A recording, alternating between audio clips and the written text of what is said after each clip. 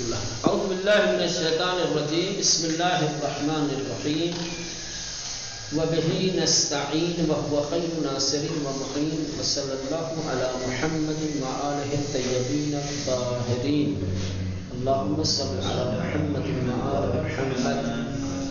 ہاں، بحث چل رہی تھی پیغمبر شناسی یعنی معرفت النبی کی، نبی کی معرفت، نبوت کی بحث چل رہی تھی، ٹھیک ہے۔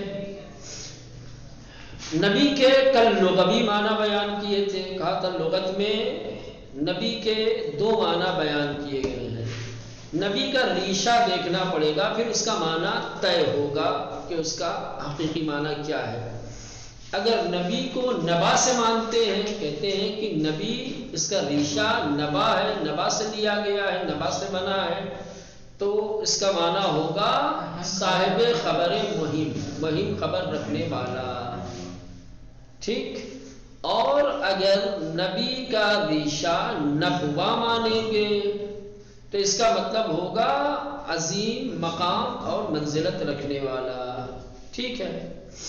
اس کے بعد کہا کہ نبی کے اصطلاحی معنی یہ ہے کہ نبی اللہ کی طرف سے، اللہ کی جانب سے اس شخص کے، جس شخص کے اوپر وحی نازل ہوتی ہو اور جو انسانوں کی سعادت اور کامیابی اور اس کی خوشبختی کی طرف ہدایت کرنے کے لیے مبعوث کیا گیا ہو، اسے نبی کہتے ہیں۔ نبی اس شخص کو کہا جاتا ہے کہ جس پر وحی الہی کا نزول ہوتا ہو، جو انسانوں کی ہدایت کا وظیفہ لے کر کے آیا ہو، ٹھیک۔ اس کے بعد کہا چونکہ نبی کے اوپر وحی الہی نازل ہوتی ہے، ٹھیک، اسی مناسبت سے چونکہ نبی کی معرفت، نبی کی شناخت وحی کی شناخت کے اوپر موقوف ہے، وحی کی معرفت کے بغیر نبی کی معرفت نہیں کی جا سکتی۔ نبی کو پہچاننا ہے، نبی کی معرفت حاصل کرنی ہے تو پہلے وحی کو جانیے، وحی کو سمجھیے۔ لہذا وحی کی بحث کا آغاز کیا انہوں نے، پہلے وحی کے لغوی معنی بیان کیے، کہے کہ وحی کے لغت میں بہت سارے معنی ہیں، کتابت کے، اشارے کے، پوشیدہ طور پہ کچھ بات کہنے کے، الہام کے، وغیرہ وغیرہ۔ اس کے بعد کہا کہ کلمہ وحی قرآن مجید میں 4 معانی کے لیے استعمال ہوا ہے۔ آپ پورے قرآن میں دیکھیں گے تو کلمہ وحی تو بہت ساری جگہوں پہ استعمال ہوا ہے، لیکن معانی کے اعتبار سے 4 معنی رکھتا ہے، 4 معنی کے لیے استعمال ہوا ہے۔ پہلا ہے اشارہ پنہانی، پوشیدہ طور پر کچھ اشارہ کرنا، سمجھ رہے ہیں؟ اس کے لیے یہاں پر آیت پیش کی تھی۔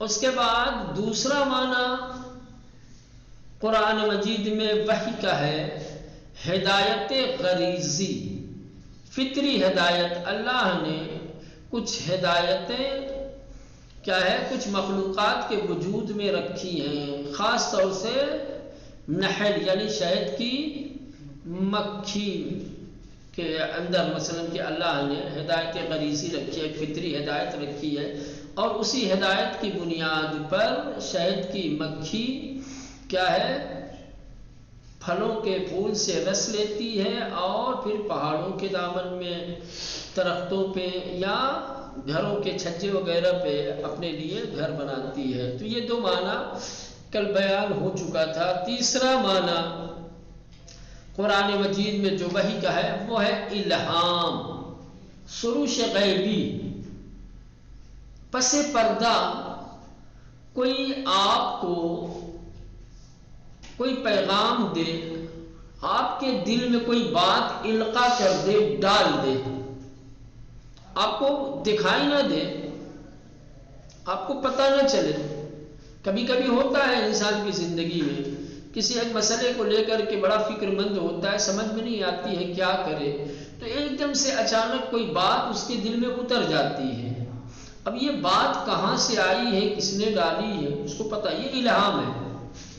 اس کو کہا جاتا ہے الہام غیب کی طرف سے ایک نامرئی قدرت کے ذریعے سے انسان کے دل میں کسی پیغام کو ڈال دینا. سمجھ رہے ہیں؟ ہاں. اور بہت سارے طول تاریخ میں انسانوں کی جو تاریخ ہے اس تاریخ میں جب آپ جائیں گے تو بہت سارے افراد آپ کو ایسے ملیں گے کہ جنہوں نے غیب سے پیام دریافت کیے ہیں، خاص طور سے مشکل وقت میں، اضطرار کے وقت. سمجھ رہے ہیں؟ خاص طور سے آپ دیکھیں جناب سیدہ سلام اللہ علیہ کی حیات طیبہ، نبی کریم کے وصال کے بعد، نبی کریم کے رحلت کے بعد شہزادی مضطرب رہتی تھی، پریشان رہتی تھی. تو اللہ فرشتوں کے ذریعے سے یا الہام کے ذریعے سے ان کے دل کو تسلی عطا کرتا تھا. گفتگو ہوتی تھی، بات ہوتی تھی، سمجھ رہے ہیں، جس سے ان کا دل بہلتا تھا. یہ بھی الہام ہے. بس یہ ہے کہ الہام کے لیے انسان کے نفس کے اندر، انسان کے دل کے اندر تھوڑی پاکیزگی ہو، تھوڑی طہارت ہو، دل صاف ستھرا ہو، سمجھ رہے، اخلاقی برائیوں سے خالی ہو.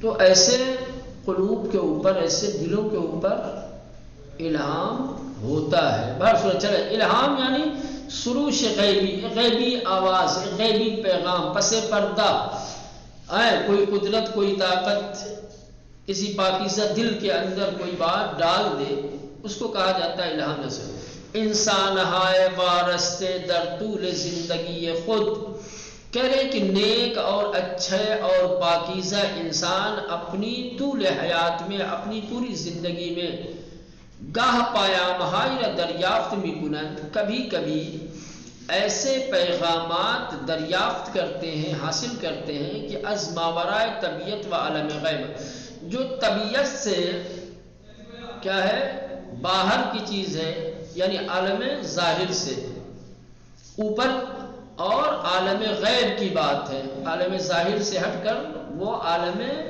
غیب کا پیغام ہوتا ہے، غیب کی جانب سے انسان کو وہ پیام ملتا ہے.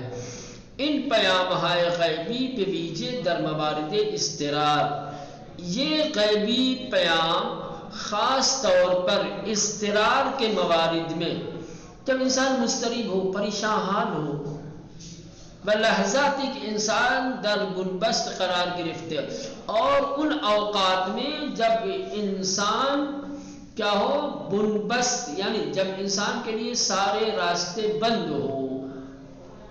سمجھ رہے ہیں؟ ایسے اوقات میں اس طریقے کے پیغامات، آسان لفظوں میں یوں کہا جائے کہ یہ جو الہام ہے یہ خاص طور پر مشکلات، اضطراب اور پریشانیوں کے وقت انسان کے اوپر ہوتا ہے. مانند نوری در دل میں درخشت، اور یہ الہام دلوں میں ایک نور کی طرح سے جگمگاتا ہے، نور کی طرح سے چمکتا ہے، اور یہی نور انسان کے لیے راستے کو روشن کر دیتا ہے. جیسے اندھیرے میں پڑے ہوئے ہیں، آپ گھبرا رہے ہیں، پریشان ہیں، ایک چراغ مل جائے آپ کو تو آپ کا اضطراب دور ہو جائے. ایسے مشکل وقت میں جب کسی انسان کے اوپر الہام ہوتا ہے تو وہ الہام روشنی کا کام کرتا ہے، اور جو اپنے لیے تمام راستے کو مسدود سمجھتا ہے، کیا ہے، اسے اسی میں راستہ مل جاتا ہے، راستہ دکھائی دیتا ہے. اندھیرے میں کھوئے ہوئے ہیں، گم ہیں، آپ کو سمجھ میں نہیں آ رہا ہے کدھر جاؤں، راستے نہیں دکھائی دے رہے ہیں، ایک چھوٹی سی روشنی آپ کے لیے رہنما بن سکتی ہے، آپ کے راستے کو روشن کر سکتی ہے. الہام یہی کام کرتا ہے. ان پیام ہائی کے از جہان غیب بیاری انسان می آیت، کہہ رہے ہیں کہ یہ پیام جو دنیا غیب سے انسان کی مدد کے لیے آتے ہیں، وَأَز عنایت الہی سرچشمے گرفتے، اور جو خدا کی خاص توجہ اور عنایت سے سرچشمہ، یعنی جس کا مرکز، جس کا محور، جس کا سرچشمہ، جس کا منبع عنایت الہی ہوتا ہے، در قرآن وہی خواندے شدہ، اس کو قرآن کہا گیا ہے. غیر کی جانب سے انسان کو جو پیام دریافت ہوتا ہے، جو پیام خدا کی خاص عنایت اور توجہ کی وجہ سے ہوتا ہے، اسے قرآن میں وحی کہا گیا ہے۔ وَأَوْحَيْنَا إِلَىٰ أُمِّ مُوسَىٰ أَنْ أَرْضِعِيهِ إِذَا خِفْتِ عَلَيْهِ فَأَلْقِيهِ فِي الْيَمِّ۔ یہ داستان حضرت موسیٰ کو بیان کیا گیا ہے کہ جب جناب موسیٰ علیہ السلام کی ولادت ہوئی تو چونکہ یہ وہ دور تھا، وہ زمانہ تھا کہ جب فرعون نے اپنی پوری ریاست میں یہ اعلان کروا رکھا تھا کہ اگر کوئی عورت حاملہ ہوتی ہے یا کسی کی یہاں ولادت ہوتی ہے تو بچے کو زندہ نہ رکھا جائے، چونکہ اسے پہلے بتا دیا گیا تھا، آگاہ کر دیا گیا تھا کہ تیری ریاست میں کیسا بچہ پیدا ہوگا جو تیری باطل حکومت کو خاک میں ملا دے گا۔ تو وہ اپنی اقتدار اور اپنی حکومت کو بچانے کے لیے جو بھی بچہ پیدا ہوتا تھا اسے قتل کر دیتا تھا۔ جب جناب موسیٰ علیہ السلام کی ولادت ہوئی تو جناب موسیٰ کی ماں کو بھی بچے کی جان کی فکر ہوئی، ماں کی مامتا ان کی تڑپی، خدایا سارے بچے قتل کیے جا رہے ہیں، کہ ایسا نہ ہو کہ حکومتی مامور کو میرے بچے کی ولادت کا بھی علم ہو جائے اور وہ آئیں اور اسے بھی قتل کر دیں۔ تو اللہ نے الہام کیا جناب موسیٰ کی ماں کے، قاتل گھبراؤ نہیں، ڈرو نہیں، اگر تمہیں بچے کی جان کی پرواہ ہے تو ایک صندوق کے اندر اسے رکھ کر کے کیا ہے دریا کے حوالے کر دو۔ اب یہ پوری مفصل داستان ہے، ہماری بحث صرف اس سے وَأَوْحَيْنَا إِلَىٰ أُمِّ مُوسَىٰ، اور ہم نے مادر موسیٰ کو وحی کی۔ وحی سے مراد یہاں کون سی وحی ہے؟ الہام، سروش غیبی، یعنی ایک غیبی قدرت نے، ایک غیبی طاقت نے مادر موسیٰ کے دل میں یہ بات ڈالی، یہ پیغام دیا قدرت نے کہ اس طریقے کا عمل انجام دیں۔ ماں بے مادر موسیٰ الہام کر دیں، ہم نے موسیٰ کی ماں کو الہام کیا کہ پورا شیر دے کہ وہ بچے کو دودھ پلائے، بہنگامی کی برو بیمناک شدید، اور جب وہ بچے کے لیے خطرہ محسوس کرے تو اسے دریائے نیل میں ڈال دیں، اور کوئی ڈر اور خوف اپنے دل میں نہ بٹھائیں کہ ہم اسے واپس بھی کریں گے اور رسولوں میں سے قرار دیں گے۔ سمجھ رہے؟ اب یہ خود داستان یہاں پہ لکھی ہوئی ہے، لہذا میں زیادہ توضیح نہیں دوں گا، عبارت پڑھیں گے تو مسئلہ واضح ہو جائے۔ استاد معرفت در ان بارے میں نویسد، کرے استاد معرفت اس بارے میں، کون سے بارے میں؟ یہ جو آیت اوپر گزری ہے مادر موسیٰ کے سلسلے میں، لکھتے ہیں، کہتے ہیں کیا موقع کہ موسیٰ تولد یافت، جس وقت حضرت موسیٰ علیہ السلام پیدا ہوئے، مادرش نگران حال میں شد، تو جناب موسیٰ کی ماں کو اپنے بچے کی حال کی فکر ہوئی کہ ہائے میرے بچے کا کیا ہوگا۔ ایسا ناگہان بارقعی در خاطرش گزشت، کہ اچانک ان کے دل میں، ان کے خیال میں، ان کے ذہن میں ایک بات گزری کہ توکل بر خدا کنت، کہ بچہ تو اب متولد ہو گیا ہے، خطرہ بھی ہے، خدا پہ توکل کریں، خدا پہ بھروسہ کریں، وہ اورا شیر دہد، اور بچے کو دودھ پلائیں، رکھیں ابھی اپنے پاس۔ بہرگاہ احساس خطر کر، جب ماں کو بچے کی جان کے خطرے کا احساس ہو جائے، جب مادر موسیٰ کو خطرے کا احساس ہو تو اورا در صندوق کی چوبین قرار دادے، تو اسے ایک لکڑی کے تابوت اور صندوق کے اندر رکھ کر بروئے آب رہا کنر، ٹھیک ہے، پانی کے اوپر ڈال کے چھوڑ دیں۔ جناب موسیٰ کو لکڑی کے پیٹی میں، لکڑی کے صندوق میں رکھ کر کے پانی کے حوالے کر دیں۔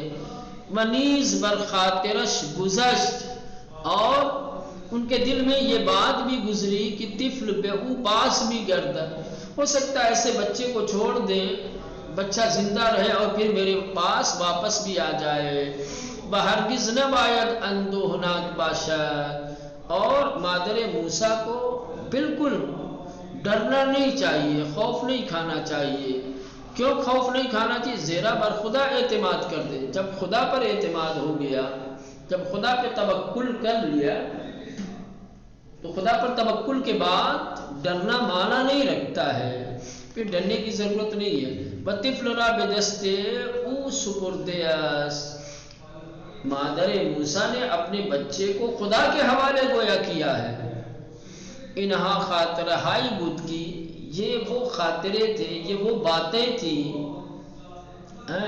کہ بر اندیش مادر موسیٰ گزر کر جو مادر موسیٰ کے ذہن میں آئی، وہ برق امیدی بود، اور یہ ایک امید کی چنگاری تھی، یہ ایک امید کی کیا ہے بجلی تھی کہ در دل تابنا کے او درخشیدن گرے، کہ جو مادر موسیٰ کے دل میں چمکنے لگی، روشنی پیدا کرنے لگی۔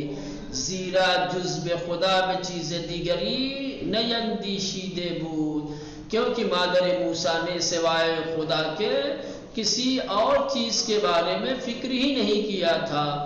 ان گونے خاطرہ ہے روشن کنندے راہ نجات ہندے، اس طریقے سے وہ باتیں کہ جو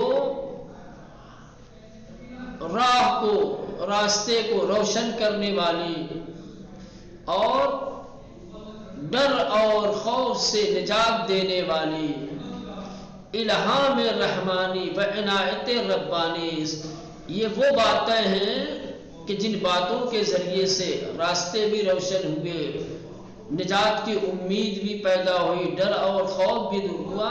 یہ الہام رحمانی اور عنایت ربانی ہے کہ در موقع ضرورت بیاری بندگان صالح میں آیا، جو ضرورت کے وقت نیک اور صالح بندوں کی کیا ہے مدد کے طور پہ آتی ہے، یا مدد کے لیے۔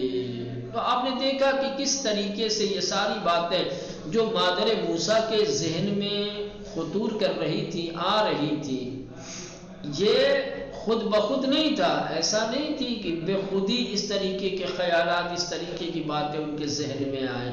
کیا ہے ایک طاقت غیبی، ایک قدرت غیبی، خدا کی عنایت خاص، الہام رحمانی، یہ باتیں ان کے ذہن میں ڈال رہی تھی۔ البتہ قرآن کریم وحیرہ بمعنی وسوسہ ہے، شیطان نیز بیکار بردیاس کریں کہ البتہ قرآن مجید نے وحی کو شیطانی وسوسوں کے معنی میں بھی استعمال کیا ہے۔ کبھی کبھی شیطان انسان کے دل میں وسوسے پیدا کرتا ہے۔ شیطان جو دلوں میں وسوسے پیدا کرتا ہے اسے بھی وحی کہا گیا ہے، کیونکہ شیطان بھی پوشیدہ طور پر چھپ کر کے انسان کے دلوں میں کیا ہے وسوسے ڈالتا ہے، اپنا پیغام لوگوں کے دلوں تک منتقل کرتا ہے۔ اس لیے قرآن میں وسوسے شیطانی کو بھی وحی کہا گیا ہے۔ وَإِنَّ الشَّيَاطِينَ لَيُوحُونَ إِلَىٰ أَوْلِيَائِهِمْ، بے شک شیاطین اپنے دوستوں کو کیا کرتے ہیں مولانا؟ وحی کرتے ہیں، یعنی جو شیطان کے پیروکار ہیں، شیطان ان کے دلوں میں اپنی باتیں، اپنے پیغامات ڈالتے ہیں۔ وَشَيَاطِينَ بے دوستان خود وسوسے میں کن، شیطان اپنے دوستوں کو وسوسہ کرتے ہیں۔ دیکھا آپ نے لیوحون کلمہ وحی ہے، لیکن کس معنی میں ہے؟ وسوسے شیطانی کے معنی میں ہے۔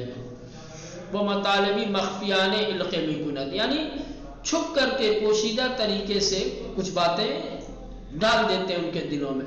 تا باشما بے مجادلے برخیزن، تاکہ وہ تمہارے ساتھ کیا ہے بحث و تکرار کرے، جنگ و جدال کرے۔ اگر از آنہا اطاعت کنید شما مشرک خواہد بود، اگر تم ان کی اطاعت کرو گے تو مشرک ہو جاؤ گے۔ لہذا وہ لوگ کہ جن کے دلوں میں شیطان راج کرتے ہیں، وسوسے ڈالتے ہیں، ان کی پیروی سے دوری اختیار کرو۔ ان کی پہچان یہ ہے، ان کی علامت یہ ہے کہ وہ ہر بات پہ لوگوں سے بحث و تکرار کرتے ہیں۔ آخری بات، آخری معنی وحی رسالی۔ ہم جو کہتے ہیں کہ قرآن وحی کے ذریعے سے قلب پیغمبر کو اترا ہے، یعنی ایک وہ وحی ہوتی ہے جو مخصوص ہوتی ہے رسالت سے، جو صرف اور صرف رسول کے اوپر نازل ہوتی ہے، ٹھیک ہے، اس کو وحی رسالی کہتے ہیں۔ اوپر جو 3 معنی گزرے ہیں وحی کے، ان 3 معنوں سے ہٹ کر کے یہ ایک مخصوص وحی ہے جو صرف اور صرف رسول کے اوپر، یا یوں کہہ سکتے ہیں آپ آسان لفظوں میں، جو وحی اللہ کی طرف سے رسولوں کے اوپر نازل ہوتی ہے، ٹھیک ہے، اس معنی میں بھی قرآن میں کلمہ وحی آیا ہے، اور ہماری بحث اصل اسی سے ہے، کیونکہ یہ وحی رسول سے مخصوص ہے اور یہی وحی رسول کی پہچان ہے، سمجھ رہے ہیں؟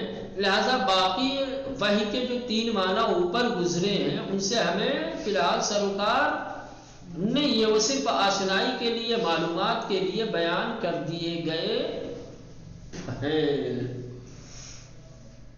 وحی رسالی، رسالت کی وحی، وحی میں ان معنی ہم ان چیز کے اختصاص میں پیامبران دارا کہہ رہے، وحی اس معنی میں یہ وہی چیز ہے جو نبیوں سے مخصوص ہے، جو خاص طور پر نبیوں پر نازل ہوتی ہے، وہ خاص مقام نبوت، اور یہ وحی نبوت کا ایک خاص مقام ہے، مقام وحی، یہ مقام اللہ صرف نبیوں کو دیتا ہے کہ ان کے اوپر وحی نازل کرتا۔ در قرآن کریم بیش از 70 بار وحی ترین معنی میں کار رفتے ہیں، کریں کہ قرآن مجید میں 70 بار سے زیادہ وحی اس معنی میں، یعنی وحی رسالی کے معنی میں استعمال ہوا ہے۔ قرآن مجید کی آیات کا جائزہ لیں گے تو آیات قرآن میں 70 سے زائد موارد ایسے ہیں جہاں کلمہ وحی کا استعمال ہوا ہے، اور یہ کلمہ وحی بمعنی وحی رسالی، یعنی جو وحی رسالت سے مخصوص ہے، اس وحی سے مخصوص ہے جو نبی کریم پر ہوتی ہے۔ وَكَذَلِكَ أَوْحَيْنَا إِلَيْكَ، اور اسی طریقے سے ہم نے وحی کی کیا، الیک، تمہارے اوپر، یعنی نبی کریم سے خطاب ہے، قرآن عربی، عربی قرآن کی شکل میں، لتنذر، تاکہ تم ڈراؤ، ام القری، کیا ہے، مکے کے لوگوں کو، ومن حولہا، اور جو مکے کے آس پاس رہتے ہیں۔ چلے یہ 4 معنی ہو گئے، باقی اس کی تفصیل رہ جاتی ہے، اس کی تفصیل انشاءاللہ کل دیکھیں گے۔